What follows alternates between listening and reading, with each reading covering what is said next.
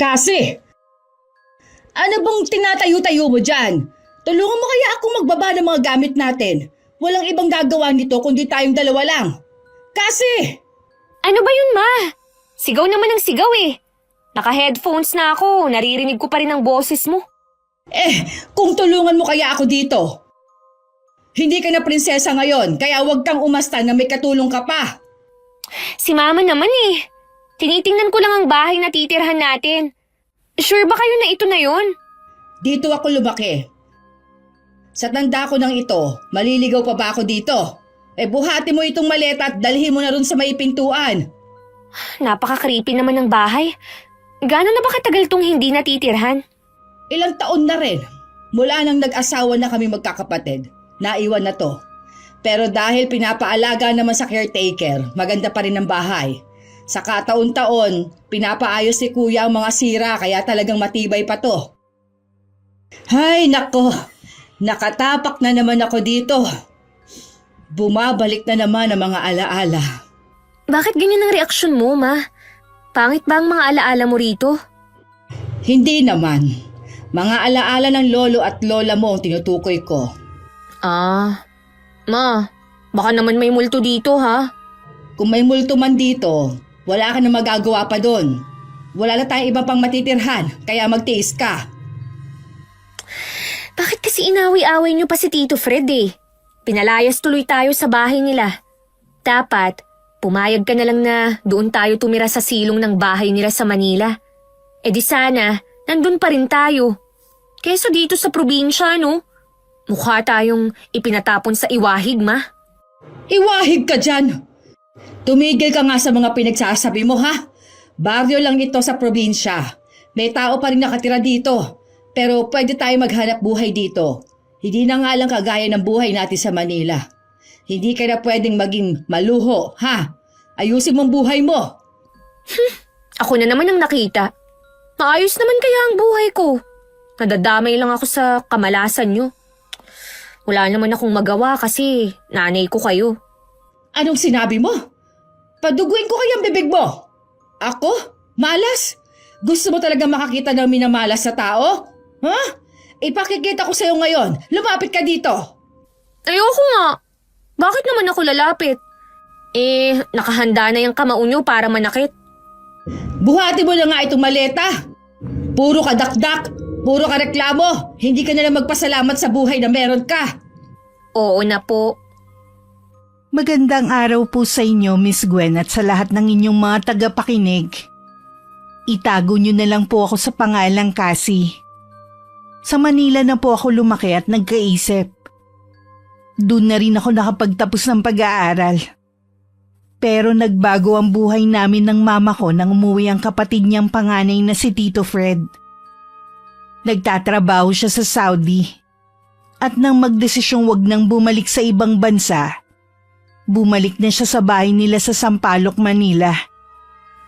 Doon kami dati nakatira ni Mama dahil pinaalaga sa kanya ang bahay na yon. Pero dahil gagamitin na nila, nagpa siya ang tsuhin ko na ang silong ng bahay ang uukupahan namin. Dahil iuuwi na raw ang pamilya niya na nanirahan sa probinsya ng asawa niya. Hindi magkasundo ang mama ko at ang hipag niya. Matagal na nagdiskusyon sina Mama at Tito Fred. Hanggang sa hindi na talaga sila nagkasundo sa mga desisyon. Aaminin kong matigas ang loob at ulo ng mama ko. Hindi talaga siya papayag na makasama sa iisang bubong ang taong hindi niya kasundo. Yun ang dahilan kaya napilitan kaming umuwi ng Mindoro at tumira sa bahay ni na Lolo at Lola. Habang nagpapasok kami ng mga dala naming gamit sa loob ng bahay, napansin ko ang isang lalaking kaidaran ko. Napadaan siya at huminto sa tapat ng bahay. Palingalinga siya sa paligid na para bang may hinahanap. Hindi ko nagustuhan ang ginagawa niya kasi para siyang nagmamatsyag. Kaya lumabas ako para sitahin siya. Hoy, ikaw! Anong ginagawa mo dyan? Nagmamatsyag ka ba para magnakaw? Ano?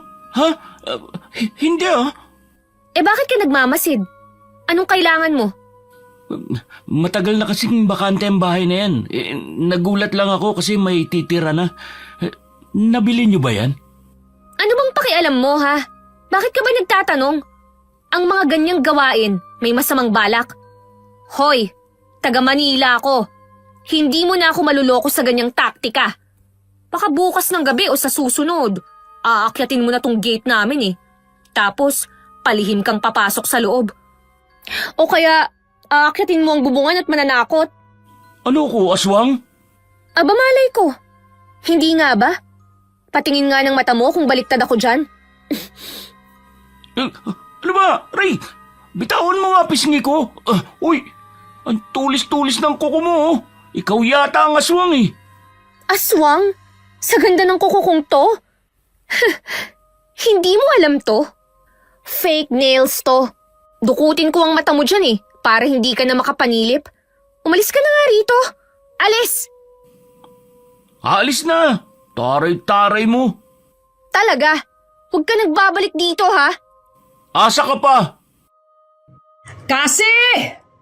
Nasaan ka na naman ba? Ay palagi na lang nawawala. Ilagay mo lang ang mga gamit mo sa kwarto. Walang iba maglalagay niyan. Nandyan na!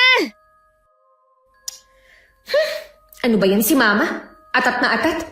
Hindi naman mawawala ang mga gamit ko kahit next week ko pa yung galawin eh.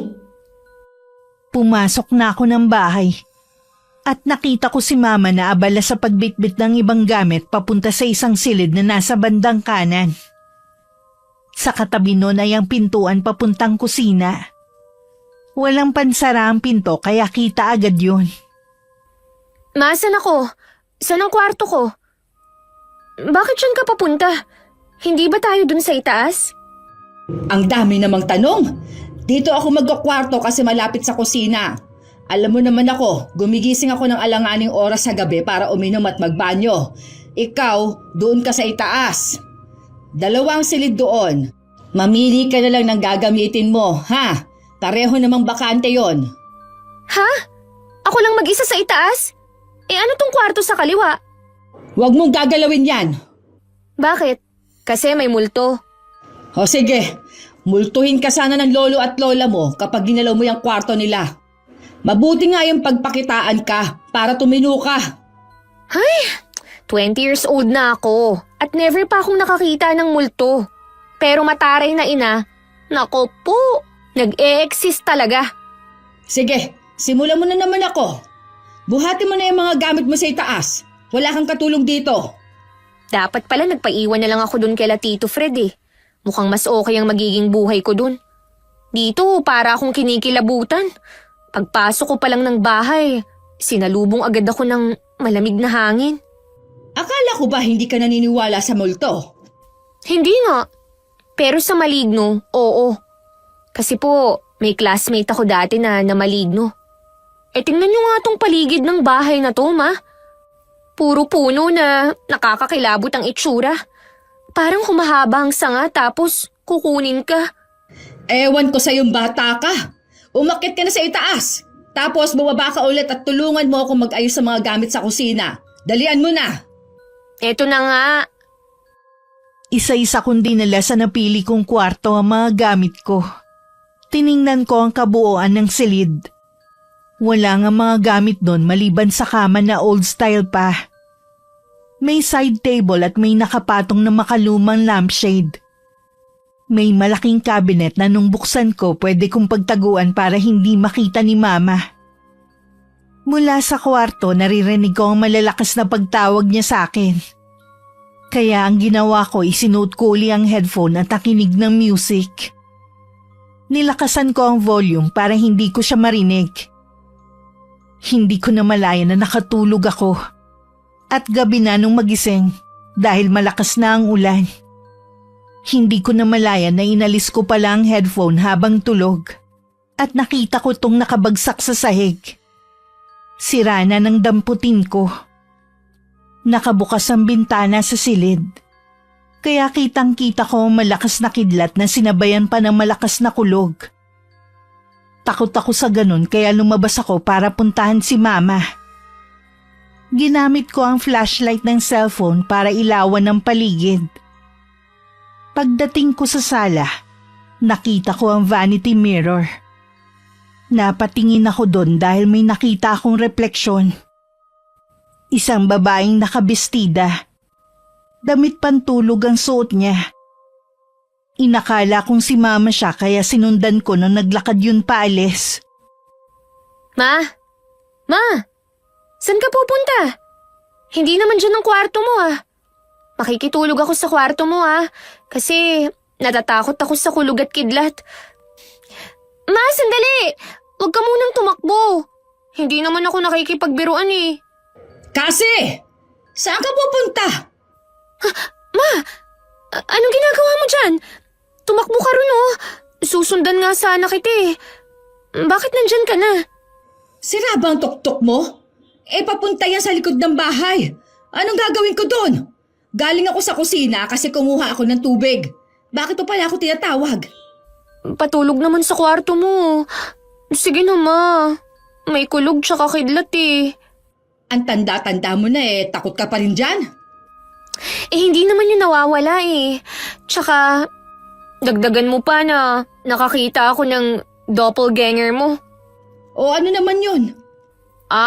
Nanggagaya yun ng itsura ng tao. O tapos? Tapos, Bakit natigilan ka? wala po ma. Gawa-gawa ko lang yun para takutin ka. Nakalimutan ko, manhid ka nga pala. Sira ulo kang bata ka! Hayan, matulog ka na dyan. Bukas, marami tayong gagawin. Tinulugan mo ako habang nag-aayos sa mga gamit natin Bukas tatapusin natin yon. Tama po. Tapos itapon na natin yung vanity mirror sa sala. Ang pangit naman nun ma. Sige, itapon mo nang makakita ka ng multo. Ha? Paboritong gamit yon ng lola mo. Nung nabubuhay pa siya, ipinagdadamot niya yon. Ingat na ingat siya doon. Araw-araw niyang pinupunasan para linisin. Mahilig talaga sa salamin ng lola mo. Subukan mo itapon nang magpakita siya sa'yo. Hindi ako natatakot. Bukas talaga. Sige lang! Galit na galit si Mama sa akin kaya lalo ko siyang inaasar. Pero dahil sa lakas ng kulog at kidlat, pinilit kong matulog. Sumiksik ako sa kanya kaya lalo siyang nainis. Nagising ako kinaumagahan dahil narinig ko ang mabibigat na yabag sa labas ng silid. Pabalik-balik yun na para bang naiinis. Inakala kong si Mama yun pero nang bumiling ako paharap sa pinto, mukha ni Mama ang nakita ko. Sa sobrang gulat ko, naitulak ko siya dahilan para mahulog sa kama. Mataas pa naman ang kama na hinihigaan namin. Kaya dinig na dinig ko ang lagapak niya sa sahig. Ay, buwisit kang bata ka! Bakit mo ko tinulak? Sorry ma, nagulat kasi ako sa mukha niyo eh. Pagdilat ko, tutok na tutok sa paningin ko eh. Akala ko kasi kayo yung naglalakad ng pabalik-balik sa labas. Tulog pa pala kayo? Sino yun? Ay, kung ano-ano na lang ang pinagsasabi mo. Tulungan mo nga akong tumayo. Nabalian yata ako ng balakang Heto po, abutin niyo ang kamay ko. Ma, mula nang magising ako sa kwarto ko, kung ano-ano na ang naranasan kong kababalaghan sa bahay na to.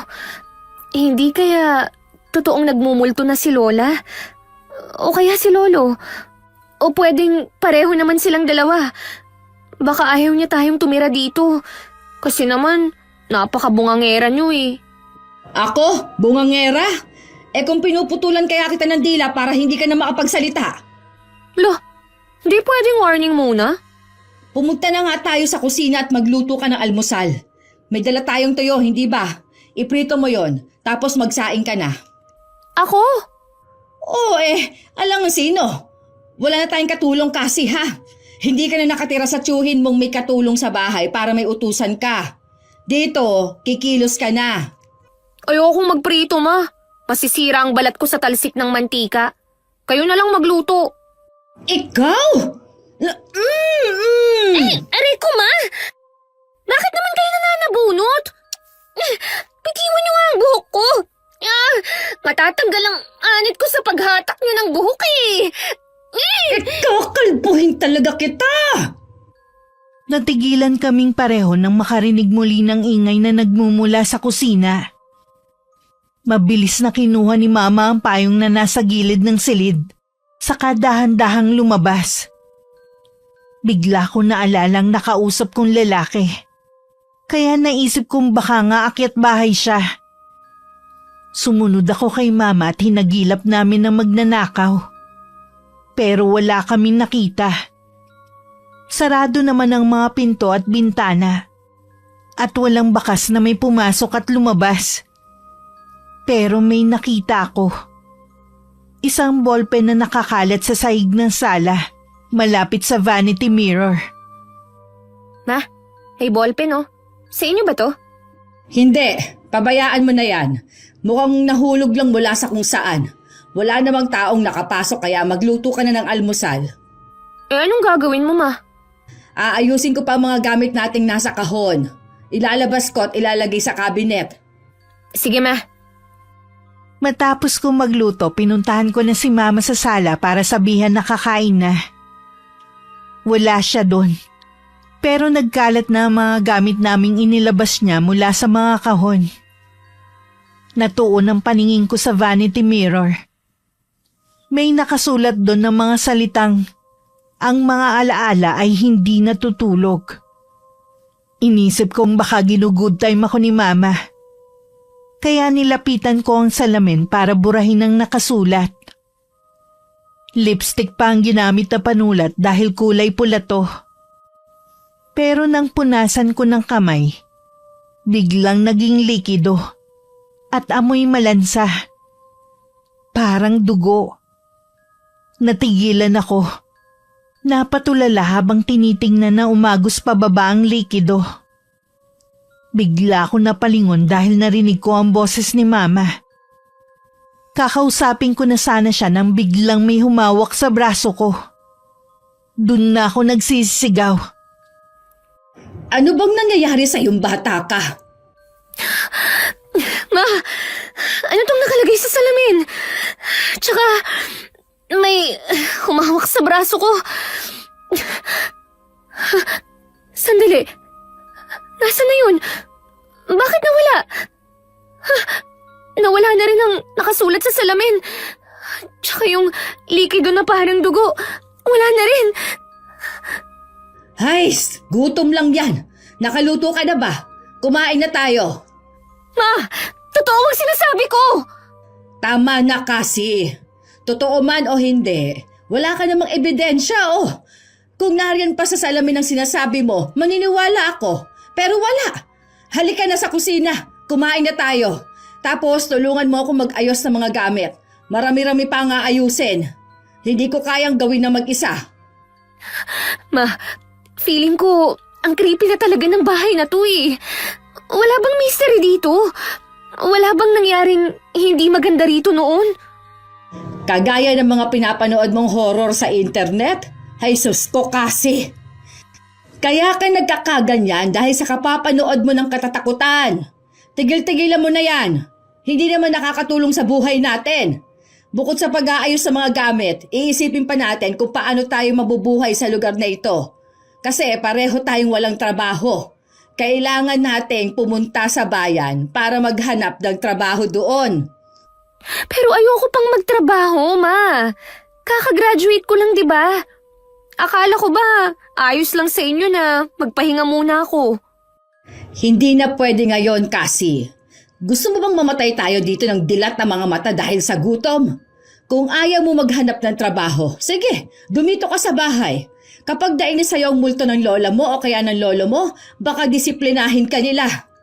Baka nga po nagmumulto na sila, Ma.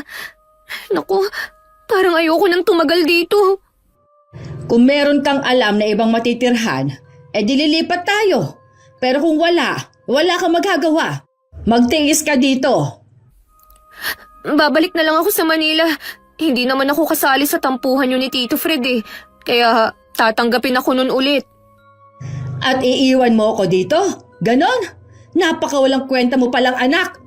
bakit talagang tuluyan kitang kalbuhin ang hindi ka makalabas ng bahay? Makita mo! Kinagabihan, nagsusuklay ako ng buhok dahil katatapos ko lang maligo. Doon pa rin ako natulog sa silid ni Mama dahil ayoko munang umakyat sa kwarto ko. Kahit inis na inis si Mama sa akin dahil ayaw niyang may kasama sa kwarto niya, nagsumiksik talaga ako sa kanya. Hindi ako naniniwala sa multo. Pero nararanasan ko ang kababalaghan sa bahay ni Lola. Kaya hindi ko na alam kung ano ang paniniwalaan ko. Malalim na ang gabi at mahimbing ang tulog ko. Nagising ako dahil nakarinig ako ng iyak. Babae, kakaiba ang iyak niya. Parang punong-puno ng hinanakit at galit. Kasunod nun ay biglang naglaglagan ng mga gamit na di ko alam kung ano-ano ang mga yun at kung saan banda nangyayari. Pero pakiramdam ko, kahit saan parte ng bahay ko pakinggan ay naroon ng mga ingay. Mabilis ako napabalikwas at nakita ko si Mama na nakaupo sa sulok ng higaan. Nagro-rosaryo. Ma, narinig mo ba yun? Shh! Hindi pa ako tapos magdasal. Huwag ka maingay. Nagdadasal kayo? Ibig sabihin, narinig niyo rin ang mga narinig ko? Yung babaeng umiiyak? Yung parang mga gamit na nalaglag? Kasi, hindi ka talaga masabihan eh. Nakita mo nagro-rosaryo ako. Bakit nga kayo nagro-rosaryo, Ma? Hindi kasi ako makatulog. Alangan naman mag-Chinese garter ako. Parang hindi mo alam na ganito ang ginagawa ko para makatulog ah. Sus! Huwag niyo na nga akong lukohin, Ma.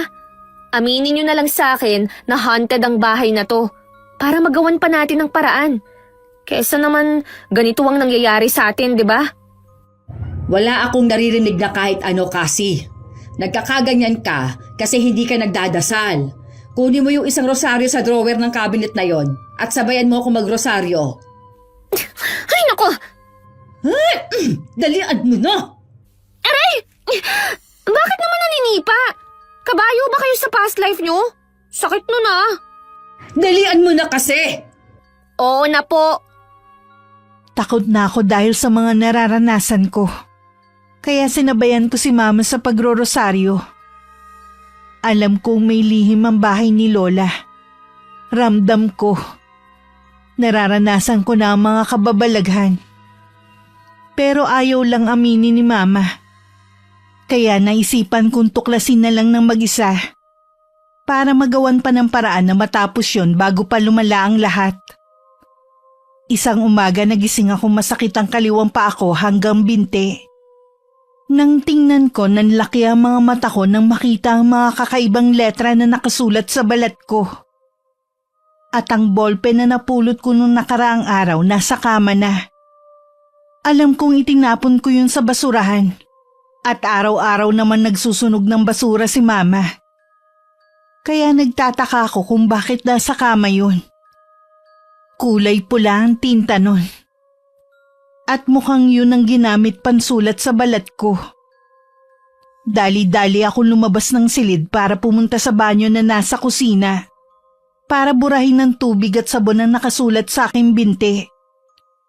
Pero pagdating ko sa banyo, ang ilang letrang nakasulat naging isang mensahe na. Kakaiba ang lengguwahe. Hindi ko maintindihan. Hindi to nabubura. Parang nakatato na sa balat ko. Ma! Mama! Tulong! Nasaan ka ba? Mama!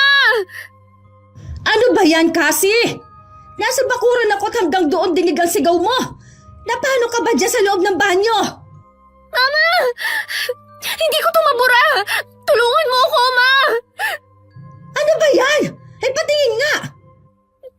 Eto, Ma! Ano itong nakasulat sa binti ko? Bakit ako tinatanong mo? Ikaw ang nagpatato niyan. Sira ulo ka talaga.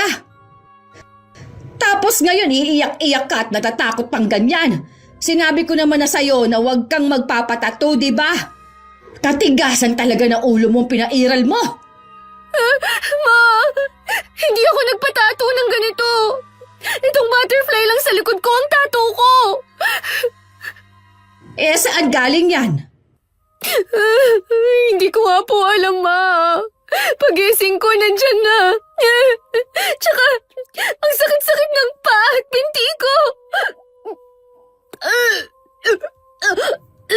Oh, ano na naman ang nangyayari sa'yo? Bakit ka susuka ng ganyan? Buntis ka ba? Ha, sige. Lubos-lubusin mo na ang pag-amin ngayon ng mga tinatago mong lihim. Siraulo ka talaga. Kaya ayaw mo magtrabaho kasi buntis ka. Ha? Ma, nanghihina ako. Ma, yung suka ko. Bakit may dugo? Tsaka, may mga damo-damo. Ano yan? Teka, ano ba ang kinain mo, ha? Bakit nga ganyan yan? Kadiri ka naman bata ka. Hindi pa naman tayo nagluluto ng gulay dahil hindi pa tayo namimili. Puro lang dilata ang niluluto natin Hindi ko rin alam kung saan galing to, Ma. Ma, ang sakit ng tiyan ko.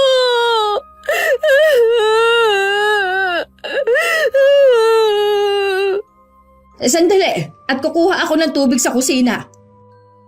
Nagpahinga lang ako buong maghapon dahil sa sama ng pakiramdam. Pero hindi ako mapakali kung ano-ano ang naiisip ko. Kaya habang nasa labas ng bahay si Mama para kumausap ng kapitbahay, para daw malaman niya kung saan may malapit na center o botika, naglibot naman ako sa buong bahay. Hanggang sa makarinig ako ng mga yabag. Ako lang ang naroon sa bahay kaya alam kong walang ibang tao. Nang mga sandaling yun, hindi ko na pinairal ang takot.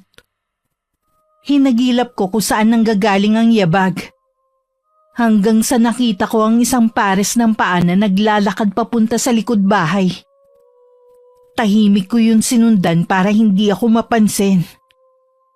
Nagtataka ako kung sino siya at kung anong ginagawa ng babaeng yun sa bahay namin. Ilang beses akong kumura para alamin kung totoo ba ang nakikita ko dahil baka kasi multo.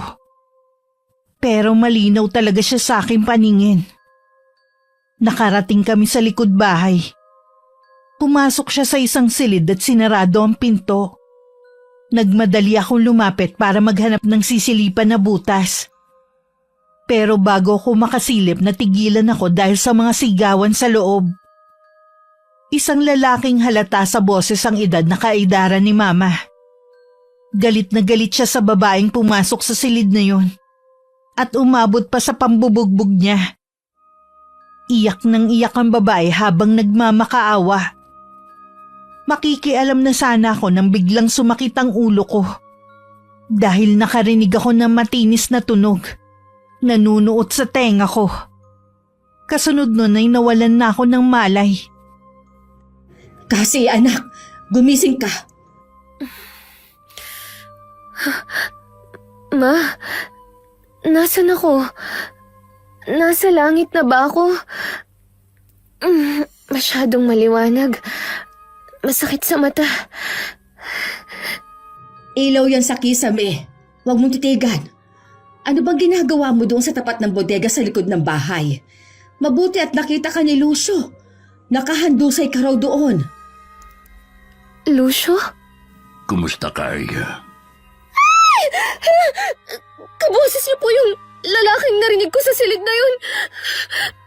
Sabihin niyo, ano ang ginawa niyo sa babaeng yun? Bakit niyo siya binugbog? Nasaan na siya? Ano bang pinagsasabi mo kasi? Siya si Lucio. Siya ang caretaker na binabayaran ni Kuya para bisitahin lagi ang bahay na ito. Kung nananaginip ka at kung ano man ang nangyari sa panaginip mo, huwag mo ibintang sa kanya. Sus ko kang bata ka. Pero ma, dinig na dinig ko po ang nangyari sa bodega. Hindi ako pwedeng magkamali. Baka nga nanaginip ka lang. Dahil siguro biglang naiba ang paligid mo kaya ka nagkakaganyan. Lumaki ka sa Maynila at bigla ka napunta rito sa probinsya. Maninibago ka talaga. Lumalabas-labas ka rin minsan. Hayaan mo, Papupuntahin ko rito ang pamangking kong si Gerald para may kausap kang kaedad mo. Gerald! Oo, pamangking ko siya. Makikilala mo rin siya. Pasensya ka na, Lucio, ha? Naabala ka tuloy. Salamat nga pala sa pangungumusta mo. Maayos naman kami sa bahay na ito. Huwag ka mag-alala. Ma, hindi tayo maayos dito. May multo nga rito eh. Puro na lang kababalaghan ang nangyayari sa bahay na to. Paano tayo naging maayos nun? Tumahimik ka nga kasi. Pagpasensya mo ng anak ko, ha, Lucio? Ganyan talaga siya makipag-usap. Alam mo na, laking Maynila. Nga pala, kapag tinawagan ka ni Kuya at kinumusta kami, sabihin mo, kumakain pa naman kami ng 3 beses sa isang araw. Hindi ko lang alam kung kailan magiging 2 beses na lang. Marami-rami pa naman ang dilata namin. Sana ka mo, naging masaya na siya. Pamilya pala talaga kayo ng mga mapagbiro. Ganyan din kung magsalita si Sir Fred. Paano? Aalis na ako. Ay nga pala, dinalang ko kayo ng mga gulay at prutas. Ay, salamat naman. May makakain na akong totoong pagkain. Di ba, hindi ka naman kumakain ng gulay? Kesa naman puro delata, Ma. Ako na ang magdadala sa kusina ng mga pagkain na yan. Nagbabalat na rin ako ng mangga. Uy, mukhang masarap ah. Aray, ang sakit pa rin ng binti ko. Ha? Teka, ano to? Ma! Ma! Yung nakatato sa binti ko, parang dumudugo. Tsaka, bakit may nanana? Ano? Patingin nga. Aba, namamagana nga. Yan ang sinasabi ko sa'yo. Kung kani-kanino ka nagpapatato, mukhang na-impeksyon ka na. Hindi ko nga po ito tattoo. Bigla na nga lang lumitaw dyan sa binti ko eh. Sandali, patingin nga. Teka, hindi to ordinaryong tato. Hindi nga po yan tattoo, Manong. Si Mama kasi ang kulit eh. Bakit ka nagkaroon ng ganito?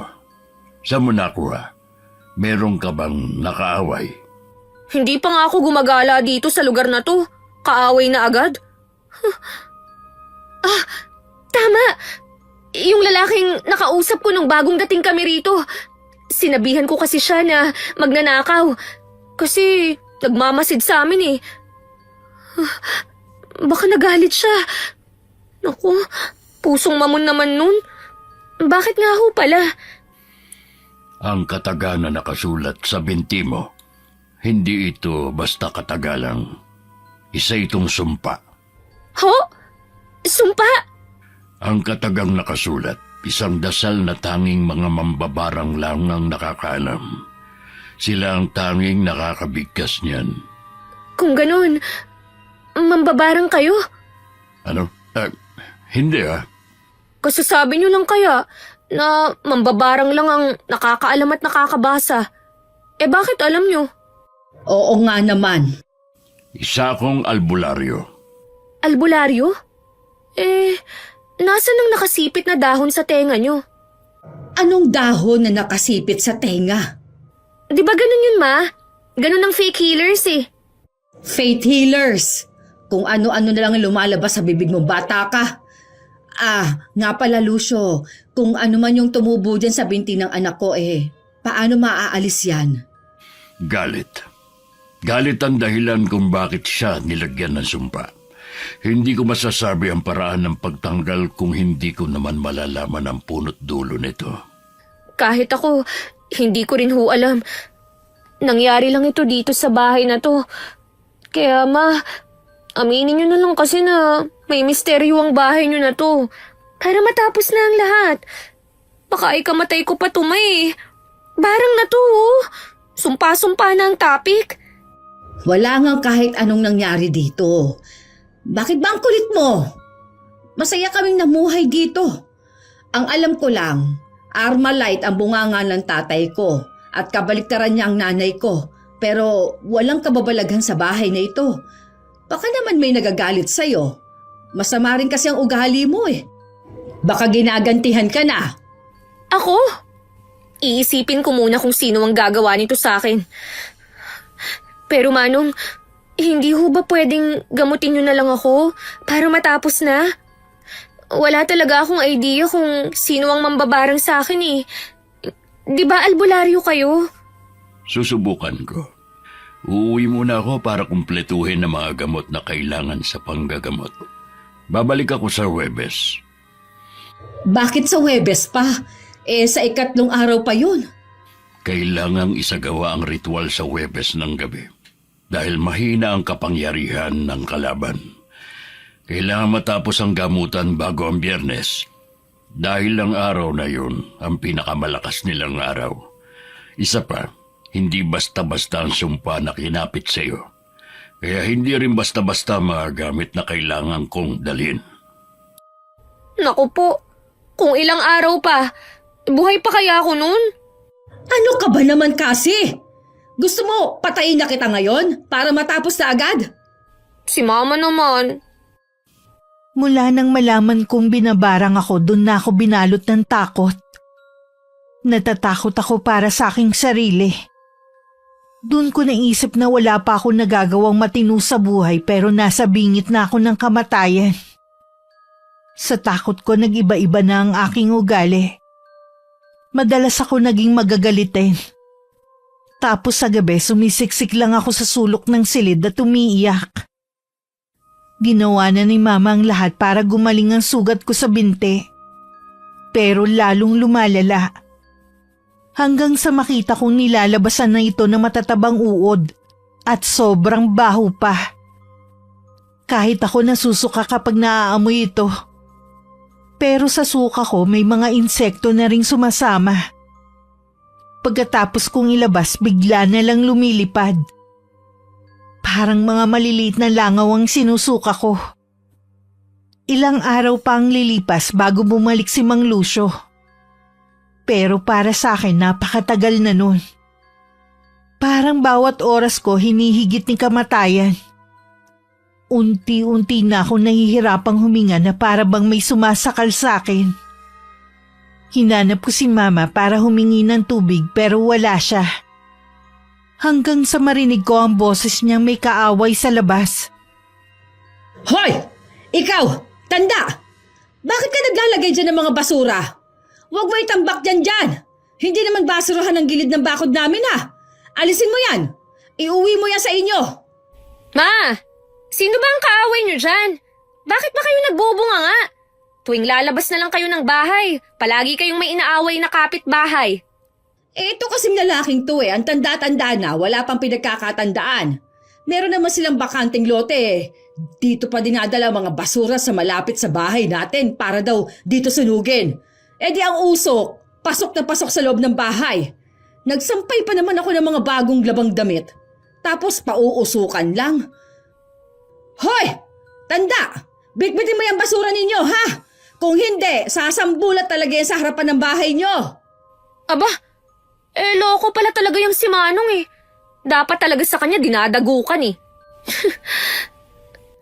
Pero ma, pabayaan nyo na nga siya at mukhang kinulang sa utak. Ikuha nyo na lang ako ng tubig, ma.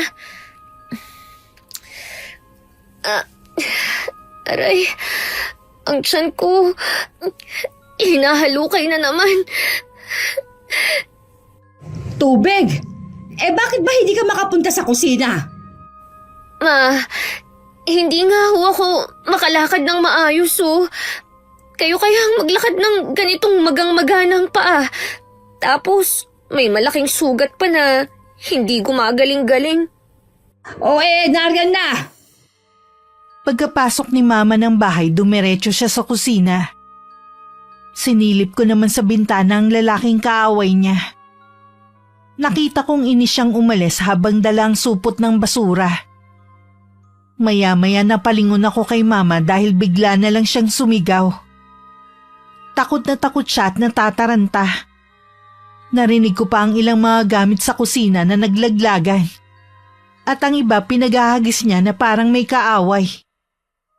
Kahit hirap ako sa paglakad, pinuntahan ko siya para tingnan kung ano nangyayari. Ma! Ano ba yan? Bakit nagsambulat ang mga gamit dito? Bakit ka ba nagwawala? Sino na naman ba ang kaaway mo? Nag-iisa ka lang naman dito sa kusina. Kasi Ano ba yun? Bakit kayo namumutla dyan? sa banyo. Ha? Ano yun? Teka. Ano bang nangyayari? Bakit ang daming bubwit at mga ipis ang naglalabasan sa banyo? Hindi ko nga alam. Magbabanyo sana ako kanina. Pero pagbukas ko, yan ang sumalubong sa akin. Ano ba to? Sino ba ang gumagawa nito sa atin? Bakit ba tayo ginaganito? Bago ka na kasi, Ma. Hanggang dito ba naman may nagagalit sa inyo? Ano bang pinagsasabi mo dyan? Eh kasi naman, ang sama-sama ng ugali nyo eh. Wala pa tayong isang buwan dito. May lihim na kayong kaaway. Tumigil ka nga! Kita mong hindi ako madalas tumatambay sa labas. Ano naman ang gagawin ko doon? Ayoko namang nakikipagplastika sa mga chismosa. Tingnan mo, Ma. Ang mga daga at ipis. Papunta sila sa kwarto ni na Lolo at Lola. Lumusot sila sa siwang sa ilalim ng pinto. Bakit?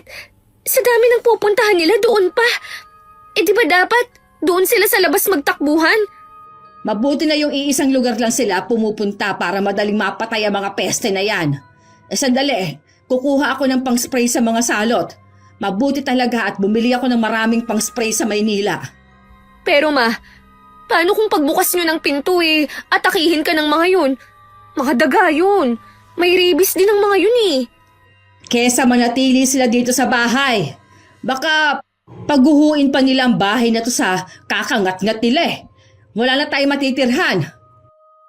Hindi ko na napigilan si Mama sa balak niya. Pero sinamahan ko na lang siya. Pagbukas ng pinto, gulat na gulat kami dahil wala na dun ang sandamakmak na mga daga at ipis. May ilang nasa ilalim ng kama pero nag-alisan din na makita kami. Yun ang unang beses na nakita ko ang loob ng silid ni na Lolo at Lola. Maayos to at malinis na para bang inalagaang mabuti. Nakarinig kami na may kumukutkot sa ilalim ng kama. Inisip ni Mama na doon nagtatago ang ilan sa mga daga at ipis. Kaya yumuko siya para silipin. Nakita raw niya ang isang baol na nginangat-ngat ng mga daga. Inisprayan niya muna yon para mag-alisan saka hinugot ang baol. Sa kuryosidad namin, nagpasya kaming tingnan ang laman nito. Pagbukas pa lang, sumalubong agad sa akin ang amoy kulob at amag. Napaubo ko dahil sa alikabok. Nakaramdam ako ng hilo at lalong tumindi ang pananakit ng tiyan ko na para bang pinipiga ang bituka ko. Maya-maya sumuka na naman ako ng dugo, na sinundan ng mga uod at insektong may pakpak. Dahil sa tindi ng sakit, hindi ko na nakayanan. Tuluyan na ako nawalan ng malay dahil hindi ko na kayang sakit ng katawan. Gabi na nung magising ako. Nasa bahay na si Mang Lucio. At kasama niya ang lalaking nakausap ko nung unang araw naming salta sa lugar. Gising ka na, anak. Kumusta na pakiramdam mo? Kahit wala kang malay, panayasukan mo ng dugo na may kasamang mga insekto. Alalang-alala ako sa'yo. Mabuti at may nakausap akong kapitbahay na alam ang bahay ni Lucio. Kaya pinasundo ko siya. Kumusta ka na, Iha? Maayos-ayos na po ang pakiramdam ko. Pero nanlalambot ako. Umayos ang pakiramdam mo dahil sa langis na ipinahid ko sa'yo. Pero hindi ka pa talaga tuluyang magaling. Nararamdaman kong ang sumpa nasa katawan mo pa rin. Teka, wala po ba kayong naririnig na ingay? May sumisigaw po ng tulong. Sumisigaw? Wala naman akong naririnig ah. Kayo ba, Lucio? Gerald, may naririnig ba kayo? Wala rin. Wala rin po ako narinig. Ano ba sigawan naririnig mo? Sino ba ang lalaking ito at bakit nandito? Pamangkin siya ni Lucio. Siya ang katuwag niya sa panggagamot. Sa dami ng magiging pamangkin, yung nakakainit pa ng ulo. Kung ano man kasing iniisip mo nung una tayo magkakilala, kalimutan mo na. Huwag ka kasing tamang hinala. Inaalam ko lang naman kung sino kayo kasi bago kayo rito. Hindi kami bago, no? Taga rito si Mama. Huwag na kayong mag-away. Alam niyo bang ang bahay na ito ay punong-puno ng negatibong enerhiya? Tuwing pumupunta ako rito para bisitahin ito at linisin, ramdam na ramdam ko talaga ang enerhiyang yon. Sinubukan kong alamin kung bakit ganon ang presensya ng paligid pero hindi ko malaman ang sagot. Para akong palaging tinutulak palabas ng bahay na ito. Sinubukan ko rin palibutan ng dasal at orasyon ng paligid ng bahay pero lalong tumindi ang negatibong enerhiya at ang masaklap pa, hindi nakakalabas. Kaya inalis ko na rin ang inilagay kong proteksyon para hindi maipon dito ang enerhiya. Ganon nga rin po, Tiyo, nararamdaman ko sa bahay na to.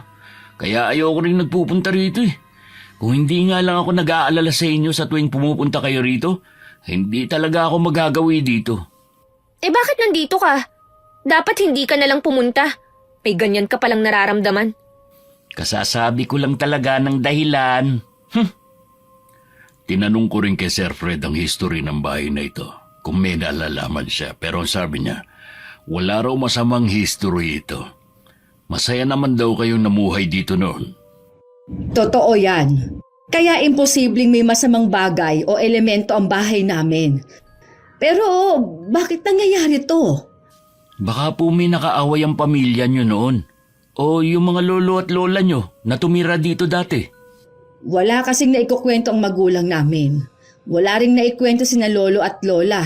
Puro mabubuting alaala ang palagi nilang binabanggit sa amin dati. Kung ganon, dapat nating alamin ang history ng bahay. Kasi nararamdaman kong galit ang pinagmumulan ng lahat. Eh paano naman natin yun gagawin? Kailangan magsagawa tayo ng ritual para alamin ang kasaysayan ng bahay na ito sa pamamagitan ng paglalakbay sa nakaraan. At itong nakita niyo mga lumang gamit sa baul, pakiramdam ko may kinalaman ng mga ito sa kung anong nangyayari dito sa bahay. Kailangan nating malaman ang lahat dahil nararamdaman kong kukuha ang bahay na ito ng buhay. Buhay? Sabi ko sa'yo, May, ikakamatay ko talaga ang nangyayari sa akin. Tumigil ka nga. Hindi nakakatulong ang negatibo mong pag-iisip. Sandali, naririnig ko na naman ng sumisigaw ng tulong. Nawala na kanina pero bumalik na naman. Babae, umiiyak. Tapos, parang may boses akong naririnig. Lalaking galit. Para silang nag-aaway. Ano bang sinasabi mo? Eh wala naman kami naririnig. Doon sa bodega, Ma. Sa likod bahay. Doon nagmumula ang boses nila. Kahit nangihina ang katawan ko, pinilit kong puntahan ang bodega kahit pinigilan nila ako. Sa pag-aaway kasi na ginagawa nila, pakiramdam ko balak patayin ang babaeng humihingi ng tulong. Nakasunod sila Mama sa akin habang papunta ako sa bodega. Hinayaan ako ni Mang Lucio na puntahan yun. Sa paniniwala niyang may nilalang na ginagamit ako para iparating ang lihim ng bahay ni Lola. Habang papalapit ako sa bodega, palakas ng palakas ang pag-aaway at bugbugan. Pahina ng pahina ang paghingi ng saklolo ng babae. Hanggang sa hikbi na lang ang naririnig ko. Hinawakan ko ang doorknob para awatin ng lalaking nananakit sa babae. Pagbukas ko ng pinto, nakita ko ang lalaking ginagahasa ang babaeng kaidaran ko. Napatakip ako sa bibig dahil sa pagkabigla. Pagkatapos mabilis akong lumapit para saklolohan ng babae. Itinulak ko ang lalaking nasa edad 40 na. Saka ko nilapitan ng babae. Pero nang hawakan ko siya sa braso, bigla siyang sumuka ng dugo na may kasamang mga uod at insektong may pakpak. Sumambulat yun sa akin dahilan para mapasigaw ako. Kasi! Ano ba yan? Ano ba nangyayari sa'yo? Sumusuka ka na naman ng dugo at insekto. Lucio, tulungan mo ang anak ko. Tulungan niyo siya! Pinapatay niya siya! Hindi ka namin maintindihan, Cassie. Wala naman kaming nakikita. Tayo lang ang nandito sa bodega. Nakikita niya ang nakaraan. Anong nakaraan? Sabihin mo, Iha, ano pa ang nakikita mo? Ang lalaki! Hahampasin niya ng pala ang babae! Tulungan niyo ako! Masakit! Bakit nasasaktan din ako kapag sinasaktan niya ang babae? Nagdilim ang paningin ko ng sandaling yun kaya nawalan uli ako ng malay. Paggising ko, ikinuwento ko pa sa kanila ang mga nakita ko na akala kong panaginip. May dumating na isang babaeng kaidaran din ng lalaking nakita ko. Sinaklolohan niya ang babaeng ginahasa at nagalit siya sa lalaki. Ang babaeng yun ang sumalo ng tama ng pala para sa dalaga. Dahil hindi na kinaya ng katawan ko ang mga pangyayari, dinala ko ni Mama sa kwarto para magpahinga. Pagkatapos nagpunta siya sa kusina dahil maghahapunan na. Hindi na umuwi si Mang Lucio at Gerald dahil sa pag-aalala sa amin. Napansin ko ang katawan ko ay kung ano-ano ang nakalagay. May suot akong rosaryo sa leeg. Meron din nakapulseras. Bigat na bigat ako sa nakapatong sa akin tiyan ng magising. At nalaman kong Biblia pala yun. Nang alisin ko, nakaramdam ako ng kaginhawaan. Maya-maya nakarinig ako ng boses ng babae na parang nagdadasal. Pero ibang lengguwahe at paulit-ulit ang sinasabi niya. Nanunuot sa tenga ko ang boses niya. Sobrang sakit dahilan para sumigaw uli ako ng malakas. Tumakbo sila Mama palapit sa akin. Cassie! Ano nangyayari? Mauubusan ka na ng lakas dahil sa kasusuka mo. Mas malaki na ang mga uod na inilalabas mo. Ngayon, meron na rin mga bulate. Pati ang sugat mo sa binti. Nilalabasan na rin ang mga ganyan. Tulungan niyo ang anak ko. Parang awa mo na, Lucio. Tulungan mo ang anak ko. Hindi tumatalab ang orasyon ko sa kanya. Malakas ang barang. Gerald, ihanda mo mga gamit. Kailangang isagawa natin ang pagre-ritual ngayon. Ngayon na po. Bukas pa ang Biyernes, Tiyo. Kailangan nating palitawin ang kalaban. Kailangan nating malaman kung sino ang bumabarang sa kanya. Hindi na niya kakayanin kung paaabutin pa ng bukas. Pero Gawin mo na! Kailangan ng anak ko na maggamot. Hindi mo ba nakikita ang itsura niya? Ha? Maawa ka! Maawa kayo sa kanya! Ang sakit ng ulo ko. Tulungan niyo ako. Parang sasabog ang ulo ko. Tulong! Uminom ka muna ng tubig, anak. Labanan mo sila. Manalig ka sa Diyos. Hindi sila magtatagumpay. Ma, lalong sumakit ang ulo at tiyan ko. Hindi ko na kaya. Ang boses ng babaeng nagdadasal nanunuot sa tenga ko. Parang gustong sumabog ng ulo ko, Ma. Papahiran ulit kita ng langis. Hawakan mo tong Biblia. Ayoko yan! Ilayo mo sa akin yan! Bakit ba ako ginaganito? Ano ba ang kasalanan ko? Ano ba? Cassie, bakit ganyan ang boses mo? Tumitirik ang mga mata mo at namumula na. Anong nangyayari, Lucio? Kargado na siya. Anong kargado? Hindi kita maintindihan. Hindi na siya yan. Tignan mo at inihagis niya ang Biblia. Cassie! Anong ginagawa mo? Huwag mong alisin ang rosaryo sa leeg at kamay mo. Huwag mong gawin dyan, anak.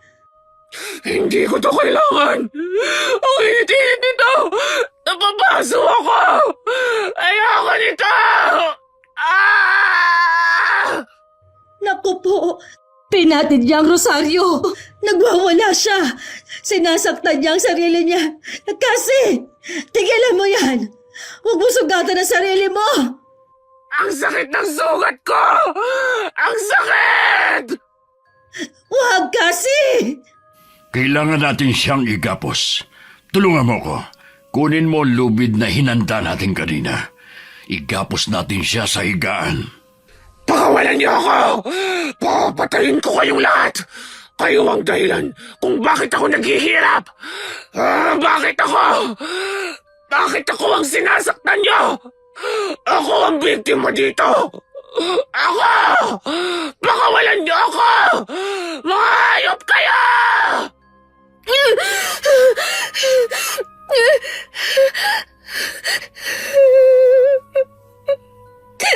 Gusto ko nang umuwi sa amin.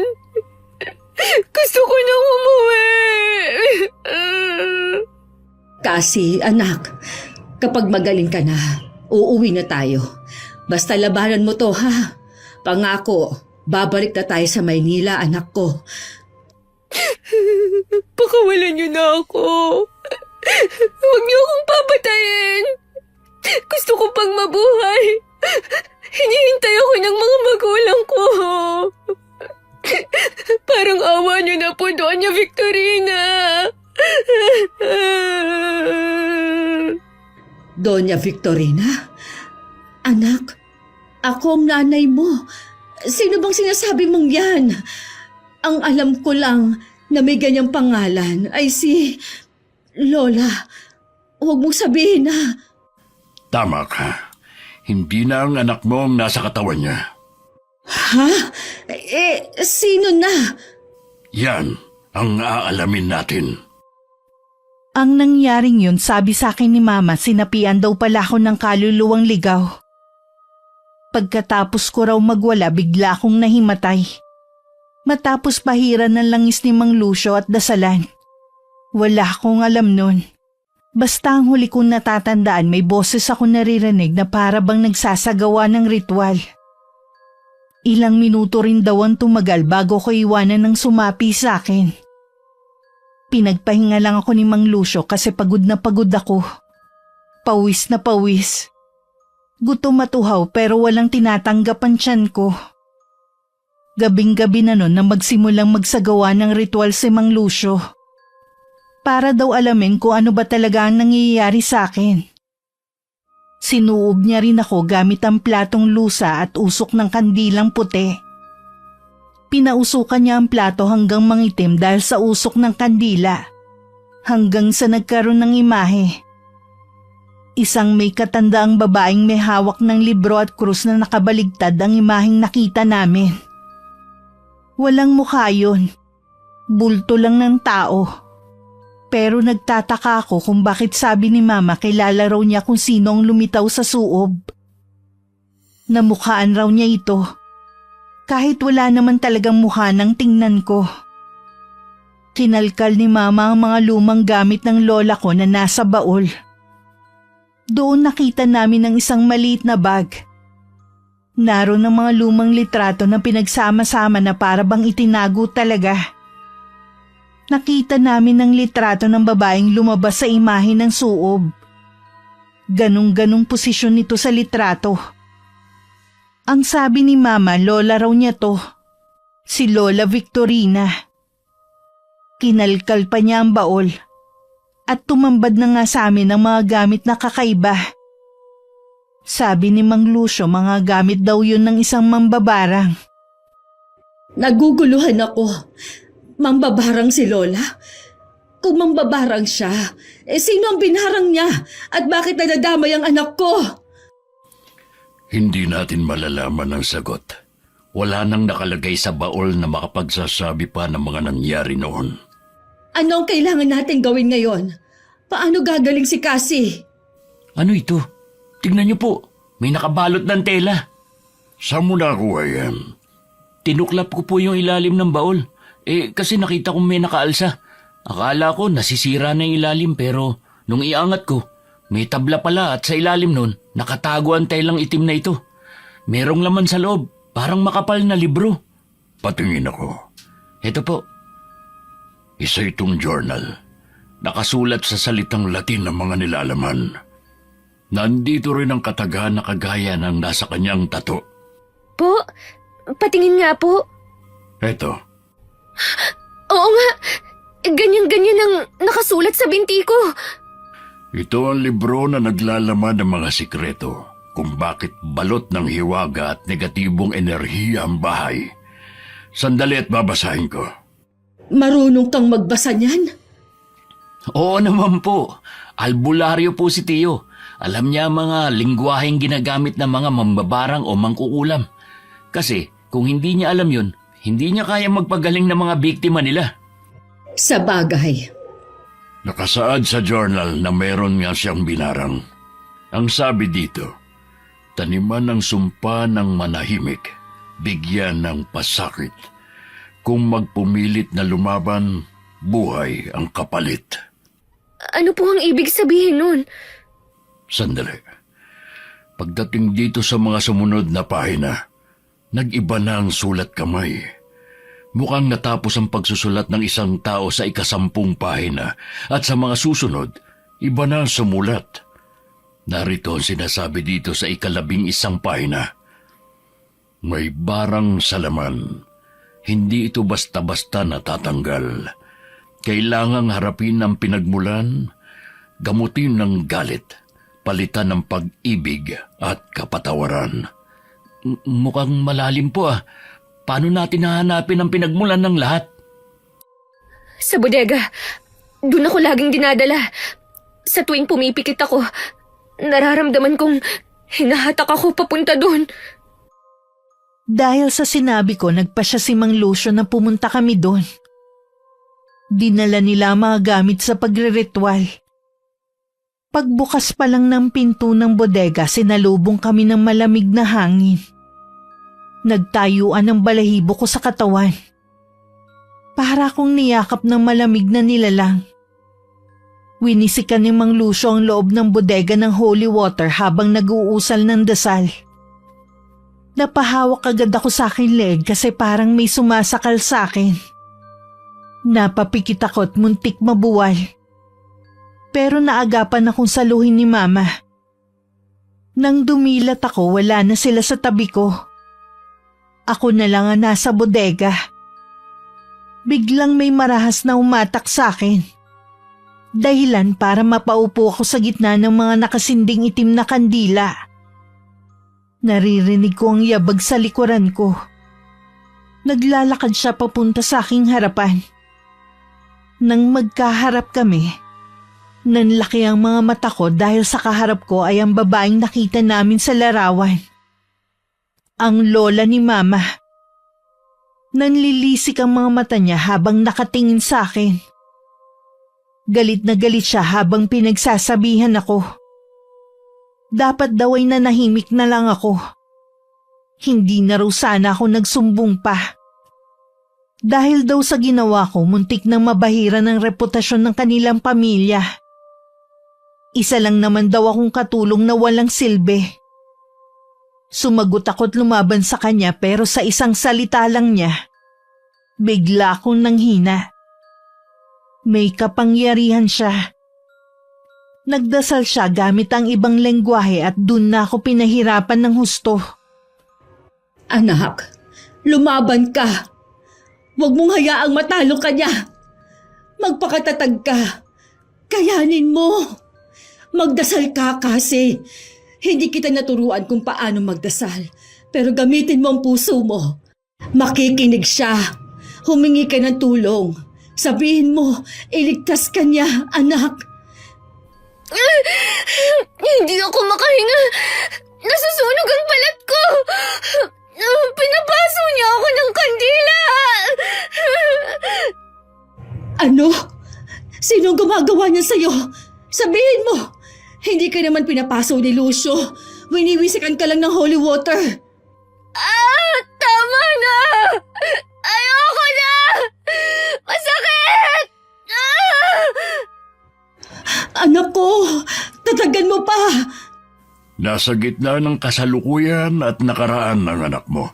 Naririnig natin siya. Dumadaing. Pero ang spiritual niya nasa nakaraan. Nakikipaglaban siya sa mambabarang na nagpapahirap sa kanya. Ano? Ibalik mo siya! Parang awa mo na! Hindi ko alam kung anong mangyayari sa kanya. Baka mapahamak siya. Ano ba ang dapat nating gawin? Siya lang ang makapagliligtas sa sarili niya. Gerald, Po, tiyo? kumuha ka ng palangganang may tubig. Kailangan ko siyang sunduin doon. Dahil kapag hindi siya nakabalik, baka pati siya ay mamatay. Opo, Kumuha ka na rin ng asin. sige po. Paano mo siya susunduin? Astral projection. Ihiwalay ko ang spirito ko sa katawan. Kailangan ko lakbayin ang nakaraan kung saan dinadala ng mambabarang ang iyong anak. Kailangan ko siyang sunduin doon dahil tiyak na papatayin siya. Kung ang lola ko ang mambabarang, bakit niya papatayin si Cassie? Hindi pa naman sila nagkikita dahil magkaiba ang panahon nila. Ito na rin ang paraan para malaman ko ang katotohanan. Narito na po yung palangganang may tubig at saka asin. Makinig ka, Gerald. Huwag na huwag mong hahayaang mamatay ang kandilang sinindihan natin kahit na ano ang mangyari. Kapag may maramdaman kang mabigat na enerhiya, wisikan mo agad ng holy water kasabay ng dasal na tinuro ko sa iyo. Po? Ako po? Wala po akong alam sa ganyan, tiyo. Alam mo na ang lahat.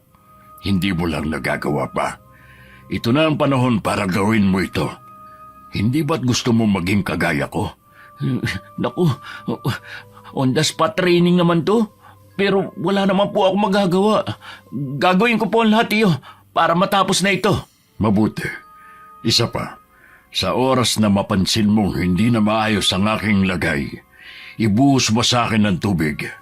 Yan ang magpapabalik sa akin sa panahong ito. Opo, Isaboy mo na ang asin palibot sa aming dalawa. sige po. Habang nakikipagtalo ko sa babae, bigla akong napatingin sa pintuan ng bodega. Nakita ko si Mang Lucio. Tinatawag niya ako. Napangiti ako dahil pakiramdam ko ligtas na ako. Tumayo ako para lapitan siya pero sinabunutan ako ng babae. At marahas na ibinalik sa pwesto. Kahit nanghihina, pilit ko siyang labanan. Nagtataka lang ako dahil hindi ako tinutulungan ni Mang Lucio. Parang hindi siya makalapit. Nakatayo lang siya sa pintuan at tinatawag ako. Kaya pinilit kong talunin ng babae. Itinulak ko siya at kita ko pang sumalya siya sa mga kandilang may sinde. Pagkatapos dali-dali akong tumakbo palapit kay Mang Lucio. Nang hawakan ko ang kamay niya, bigla na lang may malakas na hangin na tumulak sa amin. Pagdilat ko, nasa bodega uli ako. Pero sila mama na ang kasama ko. Hawak pa ni Mang Lucio ang kamay ko habang humahagod siya ng hangin. Tangan naman ni Gerald ang palanggana habang nakatingin kay Mang Lucio na basang-basa ng tubig. Anak, kumusta ka na? Maayos na bang lagay mo? Mabuti at nakabalik ka. Salamat talaga kay Lucio at nasundo ka niya. Ma, wala na akong alam sa nangyayari. Bakit parang kung saan-saan ako napupunta? Nakita ko yung babaeng nasa picture. Galit na galit siya. Papatayin niya ako, Ma. Umalis na tayo dito. Natatakot ako. Oo, anak.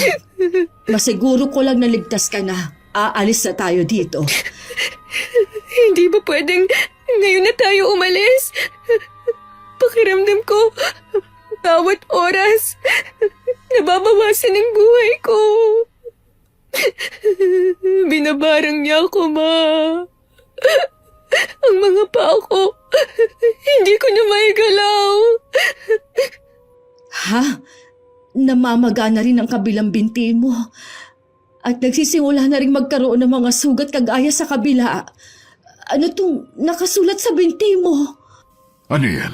Patingin. Diyos ko po. Bakit? Ano po yan? Ibang sumpa na ito. Nakipagkasundo na siya sa dyablo para ibigay ang buhay mo.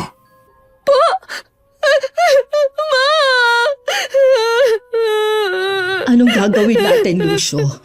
Hindi pwedeng mamatay ang anak ko. Bakit siya binabarang ng lola ko? Bakit? Nang lakbayin ko ang nakaraan, marami akong dinaanang pangyayari bago ko mahagilap ang anak mo. Ang asawa ni Doña Victorina may ginahasang katulong noon. Nagsumbong ang dalaga sa kapitan, pero dahil matalik na kaibigan ng pamilya ang kapitan, sinabi nito sa pamilya ni Doña Victorina ang nangyari. Mambabarang siya. Dahil sa galit niya sa ginawang kahihiyan ng dalaga, pinarusahan niya ito, isinumpa. Pinahirapan sa pamamagitan ng barang. Pero, bakit nadadamay ang anak ko sa nangyayari noon? Ang sumpang ginawa niya, konektado sa lahi ng dalaga. Buong angkan hanggang sa kaapu-apuhan ay tatamaan ng sumpa. Ganon katindi ang galit ng ginang sa dalaga. Kasi hindi lang siya sa kapitan nakapagsumbong, pati sa pamilya at angkan niya. Kumalat ang nangyari at pinagchismisan sila noon. Ang ginawa ni Doña Victorina. Lahat sila pinatay sa barang. Ma, bakit ako? May kinalaman ba ako sa angkan ng babaeng kinahasan ng lolo mo noon? Hindi ko alam. Pero, teka, baka may makapagtuturo sa atin mula sa mga gamit ng lola mo. Titignan ko uli isa-isa mga larawang nasa baul. Nasaan ang journal? Baka may nakasulat din doon. Kinalkal namin lahat ng mga gamit ni Lola, pati ang mga nasa kwarto. Wala kaming nakitang konektado. Pero naisip ni Mama na tingnan ang mga gamit niya. May isa kasing photo album na tinago niya.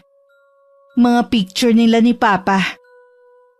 Namatay si Papa nung 5 taong gulang pa lang ako. Nagkasakit siya ng matindi nun, sabi ni Mama. Hindi nagawang lunasan ng mga doktor ang sakit niya. Malubha na kasi ang sakit niya sa baga bago dinala sa doktor. Inilihim daw yun ni Papa. Nakiusyoso ko sa mga gamit na itinago ni Mama. Yun din ang unang pagkakataon na makakita ko ng mga larawan ni Papa. Hanggang sa... Ma, Ano yon? tingnan niyo po to. Sino ang babaeng to? Yan ba? Ang sabi ng papa mo, kapatid daw yan ng lolo niya, pero namatay sa sakit. Siya po! Hindi ako pwedeng magkamali. Siya ang babaeng pinahihirapan ni Doña Victorina. Ano? Siya ang babaeng nakikita kong pinubugbog sa bodega at ginahasa ng asawa niya. Mahaba lang ang buhok dito sa picture pero kamukhang kamukha niya, Ma. Diyos ko! May dugo nga ako ng babaeng yun. Kaya pala ako nadadamay. At saka, kaidaran ko siya. Kaya rin siguro, nabubuhay uli ang kwento sa bahay na to. Dahil konektado ang lahat. At dito rin naganap ang mga pangyayari. Ibig sabihin, mamamatay rin ba ako, Ma? Hindi ako papayag. Sabi naman ni Lucio, mapipigilan kapag nalaman na kung saan nagsimula ang lahat.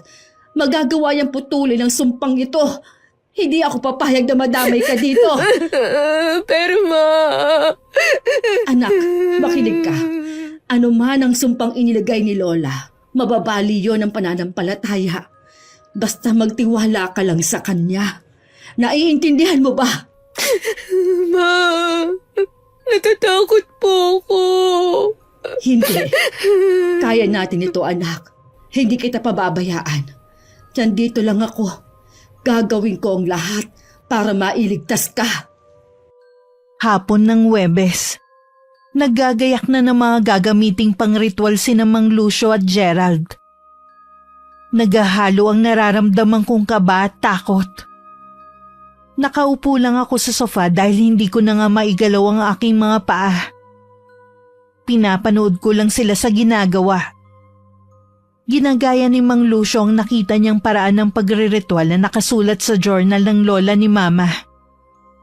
Habang pinapanood ko sila, nararamdaman ko na ang pagkahilo. Hindi ko alam kung dahil lang ba nahihilo ako o talagang nangyayaring nagpapatay-sindi ang ilaw sa kisame sa sala kung saan kami naroon. Naramdaman ko rin ang malamig na hangin. Nakakarinig ako ng mga kaluskos na hindi ko malaman kung saan nanggagaling. Dahil palipat-lipat ang tunog sa bawat parte ng bahay. Alam kong naririnig na rin ni Mang Lucio yun. Dahil napapahinto siya sa ginagawa at hinahagilap ng tingin kung nasa ng ingay. Gusto kong sumigaw sa takot pero lalo akong hindi makagalaw. Ang mga kandilang itinulos nila ng pabilog sa gitna ng sala ay namamatay ang apoy matapos sindihan. Maya-maya biglang namatay ang mga ilaw pati ang apoy sa mga kandila. Dali-dali kong dinukot sa bulsa ang aking cellphone at pinailaw ang flashlight. Natutukan ko ng liwanag ang isang nilalang na nasa kisame. Kasing itim siya ng gabi. May mapulang mata. Matutulis ang kuko. Buhagagang mahabang buhok. Malapad ang ngiti na halos umabot sa magkabilang tenga. Kasabay ng pagsigaw ko dahil sa takot, ay ang mabilis niyang pagdamba sa akin. Ma! Tulong! Bakit? Ano nangyayari? Nasa ibabaw ko siya! Alisin niyo siya! Tulungan niyo ako! Bumubulong siya nang hindi ko maintindihan. Mukhang inoorasyonan niya ako! Sus ko! Tulungan niyo ang anak ko! Pakiusap! Layuan mo siya! Matakot ka sa dakilang lumikha! Matagal ka nang hindi umiiral sa mundo! Hindi ka na dapat naririto! Lubayan mo ang batang yan! Lumayas ka! Pinagwiwisikan ng holy water ni Mang Lucio ang multo. At kasabay ng malakas nitong sigaw ay ang paglaho. Muling bumalik ang liwanag ng ilaw. Ipinagpatuloy naman nila ang ginagawang pagsasaayos ng gamit sa pagre-ritual. Sinindihan ni Mama ang mga kandila. Lalong tumindi ang kirot ng mga sugat ko. Parang naninikip na ang benda. Parang sasabog. Kaya pinilit kong tanggalin. Halos panawan ako ng ulirat nang makitang sobrang laki ng sugat. At tuloy-tuloy na naglalabasan ng mga uod. Hindi na ako makapagsalita. Puro hikbi na lang ang nagagawa ko. Lalo akong nanghihina sa takot. Kasi! Hindi mo na kasi dapat pinakialaman yung sugat mo. Tignan mo, nalalambot ka tuloy. Baka mamaya yan ay yung pang ikamatay mong bata ka. Bebendahan ko ulit ha, para hindi mo makita. Wag po. Anong wag? Lalong sumasakit kapag may benda, Ma. O sige, tatakpan ko na lang ng tela. Huwag mo na lang titigan, ha? Ilagay na natin siya dito sa gitna ng bilog ng mga kandila. Gagaling na po ba ako pagkatapos nito? Kailangang maging matatag ka. Hindi ka namang kilala ng lola niyo dahil hindi na kayo nagkita noong buhay pa siya. Hindi matahimik ang kaluluwa niya dahil sa sumpang iniwan niya. Ang sinusundan niya lang ay ang sumpa at ang dugo ng mga taong isinumpa niya. Ano po ang gagawin ko para matapos na to? Kailangan mo magpakatatag. Harapin mo siya ng buong tapang at ipakilala mo sa kanya ang iyong sarili. Sabihin mo mula ka rin sa kanyang lahi. Ang dugong nananalaytay sa inyong ugat ay iisa. Baka makinig siya at kusang putulin ang sumpa dahil kung hindi. Kung hindi, ano po? Meron na namang ganyan. Kung hindi. Albularyo ka, hindi ba? Magpagaling ang trabaho mo. Hindi manakot. Kapag hindi natin naputol ngayon ang sumpa na ginawa ng lola nyo, Dito pa lang mag-uumpisa ang sumpa ng inyong angkan hanggang sa mga susunod pang salinlahi. Dahil nag-krus na ang inyong mga dugo. Buwisit na buhay to. Dapat talaga'y maipatupad na ang background checking bago mag-asawa eh. Saka, Aling Carmina, hindi po porke mga albularyo kami kaya naming gamutin ang lahat. Tao lang po kami. May hangganan din ang kakayahan. Ang doktor nga po hindi rin kayang isalba ang tao na hanggang doon na lang ang buhay. Para mo na bang sinabi na walang kwenta ang gagawin natin ito? Nasa huli, hindi pa rin gagaling ang anak ko. Hindi naman po sa ganon. Sa ganito pong sitwasyon, ang pinakamakapangyarihan po sa lahat ay ang dakilang lumikha sa atin. Kailangan po natin magbalik loob sa kanya, humingi ng tawad, at humingi ng tulong para iligtas niya tayo.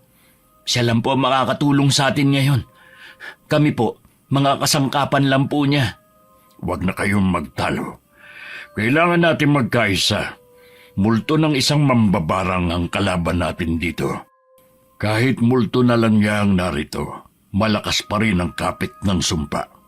At mas malakas ito nung mamatay siya. Paano po ang gagawin natin? Ang gagawin natin, palilitawin siya. Nakita niyo ang asin na nakaguhit na bilog sa sahig sa bandaron? Kailangan siyang maikulong dun. Kapag nasa loob na siya, hindi siya makakaalis. Pwede na siyang kausapin hanggang sa siya na ang kusang magtanggal ng sumpa. Paano? Kung hindi siya makinig? Meron naman ho kaming plan B. Kaso hindi po pwedeng sabihin yun. Kasi ang multo po nakakarinig din yan. Nag-iisip, kapag nalaman nila ang plano natin, pwede silang gumawa ng paraan para matalo tayo. Kaya ihanda na lang po natin ang ating sarili. Kasi sa oras na lumitaw siya sa ating paningin, yung kanina na itsura niya, mas nakakatakot pa siya doon. Tumigil ka na, Gerald. Hindi nakakatulong ang sinasabi mo. Lalo mo silang tinatakot. Simulan na natin ang pagre-ritual. Opo. Binuklat uli ni Mang Lucio ang journal. Binasa ang ilang nakasulat doon. Ang sabi niya, yun daw ang mga orasyon na sinambit noon habang isinasagawa ang pagbibigay ng sumpa. Pero ngayon sasambitin daw niya ng pabaliktad. 3 ulit niyang ginawa ang pagbasa.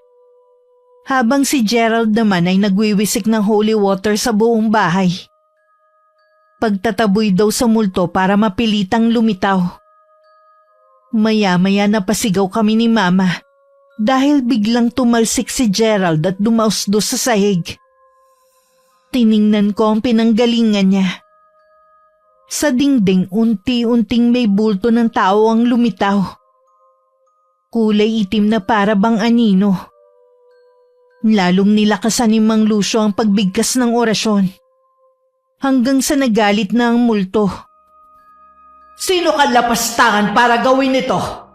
Sinusubukan mo putulin ang sumpang ibinigay ko sa babaeng yan? Hindi siya ang babaeng isinumpa mo. Matagal na siyang patay. Namatay rin siya dahil sa sumpa. Pinahirapan mo siya hanggang kamatayan. Sinungaling! Nararamdaman ko sa kanya ang dugong nananalaytay sa kanyang ugat. Paano mo nasabing hindi siya yan? Oh, nananalaytay sa kanya ang dugo ng babaeng pinatay mo. Dahil apo siya nun, kagaya mo, apo mo rin siya mula sa iyong dugo. Huwag mong binibilog ang ulo ko, lalaki! Lapastangan ka! Hindi mo mapuputol ang sumpang ibinigay ko sa kanya. Isa siyang malanding babae. Makate! Inakit niya ang asawa ko. Pagkatapos ay ipinagkalat na siya ay ginahasa. Ang kapal na mukha niyang gawin yon. Sa amin, na mula sa prominenteng pamilya, dinungisan niya ang aming reputasyon. Dapat siyang mabatay. Ginahasa naman talaga siya eh. Kitang-kita ko kung paano siya sa pilitang hinubaran. Nagmakaawa siya, pero hindi siya pinakinggan. Siya ang biktima, pero siya ang pinarusahan niyo. Lumalabang ka pa rin talagang babae ka. Gusto ko nang itago ang sarili ko sa kinauupuan ko. Nang makita ko ang matinding galit sa kanyang mga mata. nang ipakita na niya ang kanyang sarili. Tama si Gerald, mas nakakatakot na siya. Hindi siya kagaya ng nasa larawan na maganda, disente at kahanga-hangang babae. Isa na siyang halimaw, kulubot ang balat, may matulis na mga kuko, mapula ang mata at may presensyang mabigat na puno ng galit at selos. Hindi ako papayag na manatili ka sa mundong to. Papatayin kita hanggang sa kahuli-hulihan mong salinlahi. Hindi nga ako siya! Tigilan mo na ako! Tulong! Sinasakal niya ako! Layuan mo siya!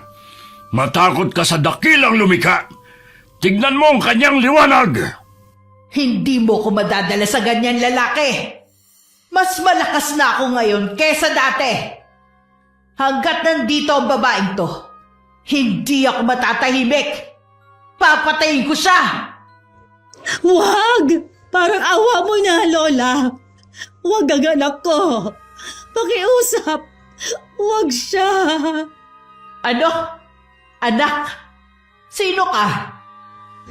Ako po ito. Natatandaan mo pa ba? Si Carmina, ang anak ni Romualdo at Veronica. Si Cassie, anak ko siya. Parang awa mo na.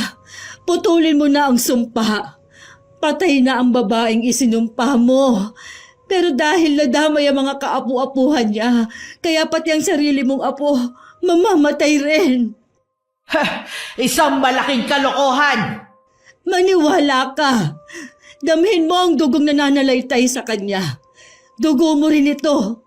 Mas nararamdaman mo lang ang dugo ng babaeng isinumpa mo dahil nakatuon ka sa galit mo sa kanya. Pero damhin mo, Lola. Dugo mo rin ang nananalaytay sa kanya. Hindi! Hindi niyo ako maluloko! Pinaniniwala niyo ako para lang iligtas ang buhay niya? Kung ganon, idadamay ko na rin kayong lahat na narito! Nagtangka siyang magsambit uli ng orasyon para muling magsagawa ng bagong sumpa. Pero inunahan siya ni Mang Lucio. Kitang-kita ko ang paghawak niya sa kanyang ulo na para bang nasasaktan. Sumisigaw siya. Galit at pilit na lumalaban. Pero hindi niya magawang sambitin ang kanyang orasyon dahil sa pagkalito. Malakas kasing sinasambit yun ni Mang Lucio ng pabaliktad. Hanggang nakita kong napaluhod na siya dahil sa panghihina. Ang galit niya ay unti-unting naging mahikbe. Hanggang sa humagulgol. Lapastangan siyang babae. Kinuha niya loob naming lahat. Babae, masunurin, pero meron palang masamang balak. Kinuha namin siyang kasambahay at tinulungan makapag-aral. Pero mas nanaig ang kanyang kapangahasan at pagkatuso. Inakit niya ang asawa ko. Dahil sa pag-aakala kapag nagkaroon sila ng relasyon at nagkaanak, makakakuha siya ng mas malaking pabor. Ginawa nilang tagpuan ng imbakan ng mga pagkain. Doon sila gumawa ng milagro sa tuwing wala ako. Pero ang kataksilan nila hindi maitatago kailanman. Huling-huli ko siya sa pambubuyo at pang-aakit sa asawa ko. Oo, pinagsamantalahan siya dahil kasalanan niya rin naman yun. Pero ang sakit na idinulot niya sa akin nandito pa rin, sa puso ko. At dinagdagan pa niya dahil sa pagkakalat na dapat ay isa na lang lihim ng pamilya. Napakasama niya! Lola, ilang dekada na po ang lumipas. Wala na kayong lahat. Natapos na ang buhay ninyo dito sa lupa. Alam kong pagod ka na. Ang tagal niyo na rin kinimkim ang lahat. Kapag hindi niyo magawang magpatawad, hindi kayo makakatawid ng payapa. Patuloy kayong makukulong dito. Maghihirap ang mga taong may dugo ng bawat naging sangkot sa lahat. Higit sa lahat, Kami na mga mula rin sa lahi ninyo, nadadamay na. Paano naman po kami? Ang anak ko, si Cassie, dugo nyo rin siya. Tingnan mo ang kalagayan niya ngayon. Maaatay mo bang mawala ng saysay ang buhay niya? Bata pa siya. Hindi pa nagsisimula ang buhay niya. Putulin mo na po ang sumpa, Lola. Nakikiusap po ako. Apo, siya, mula sa dugo ko. Bakit nagkaganon? Wala kaming alam sa nakaraan nyo. Nagtagpo ang landas namin ng asawa ko nang hindi namin alam na konektado siya sa babaeng isinumpa ninyo. Kaya heto, ang anak kong nagdurusa ngayon. Para mo na pong awa, alisin niyo na po ang sumpa. Nakita ko ang kalituhan kay Lola. Umiyak siya ng umiyak habang sinusuri ang lahat kung tama ba ang naririnig niya. Maya-maya ang pag-iyak niya dahil sa galit ay napalitan ng iyak na mula sa pagsisisi. Nalugmok siya sa kinauupuan. Hanggang sa nakita kong unti-unting naglalabas ang katawan niya ng iba't ibang hayop at insektong ginagamit sa pambabarang. Nagtatakbuhan ng mga daga palabas ng bahay. Lumilipad ang mga langaw at putakte. Gumagapang sa sahig ang mga uod na iba't ibang laki. Ilang minuto rin yun nangyari. Hanggang sa ang multo ni Lola ay unti-unting naglaho. Nang wala na siya, nawala na rin ang mga daga at insekto. Naiwan kaming tulala. Hindi makapaniwala sa mga nakita. Nabasag ang katahimikan na magsalita si Mang Lucio. Wala na siya. Tinapos na rin niya ang sumpa. Hindi ko na nararamdaman ang bigat na enerhiyang bumabalot sa buong bahay. Anak, kumusta na ang pakiramdam mo? Gumaan na, Ma. Pero ang paa ko masakit pa rin ang sugat at hindi ko pa rin maigalaw. Hindi yan basta-basta mawawala. Sugat pa rin yan na kailangang gamutin hanggang sa maghilom. Magkakapeklat ako nito. Ang laki pa naman ng mga sugat ko.